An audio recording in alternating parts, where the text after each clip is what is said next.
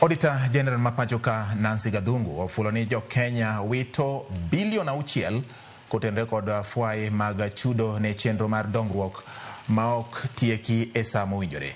Gathungu okoni migepe sirkal tiyo kod yore mag oledhi mar timo mibadhi kod pesa mag jopiny kaka Walter Nyambaga leronwa.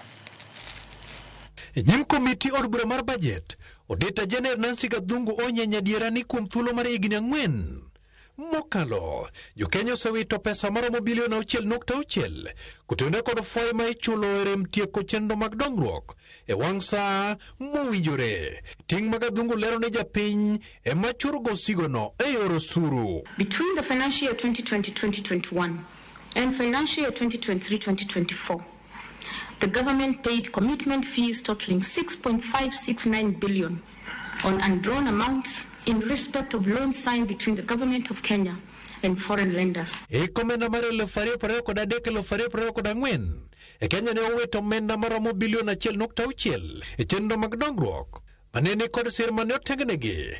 To komenda mare 2022 maromo bilion 1.4 ne ogolo aguch omenda mar chulo yulo kendo rem tieko chenro mag dongruok. Year 2023-2024, 14 projects which had total project allocations of Kenya shillings 515.1 billion had not utilized Kenya shillings 304.4 billion. Are you in a position to tell us this great thief that is destroying the lives of Kenyans, who might have been a beneficiary in this wastage of 6.5 billion Kenya shillings? Moko kum chenro mag dongruok mokwamo kata doko ni omenda ne osetengnegi oting'o ndara masaum kod Kitale kanyakla kod machwe Eldoret mane ochan tieki rumb higa mokalo.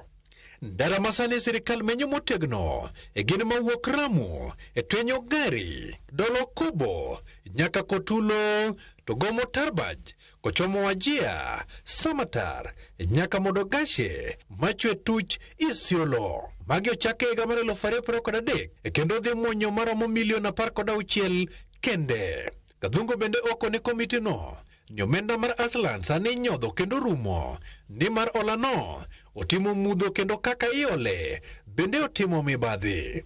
Issues of inadequate budgeting, issues of not releasing money for development at any point.